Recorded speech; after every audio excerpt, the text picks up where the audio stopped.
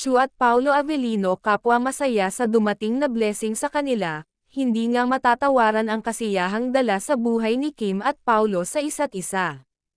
Hindi mapigilan ang kanilang kasikatan at dating ng sunod-sunod na proyekto sa kanilang dalawa, kapwa pasasalamat ang hatid nila sa kanilang mga tagahanga, dahil kung hindi daw sa patuloy na pagsuporta ng mga ito sa kanilang tambalan ay hindi nila mapagtatagumpayan ang bawat pagsubok sa hamon ng buhay na dumarating sa kanila.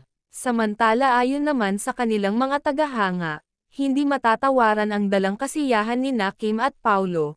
Para daw sa kanila ang Kim Pao ang best partner sa lahat, sana daw ay magkatuluyan na silang dalawa.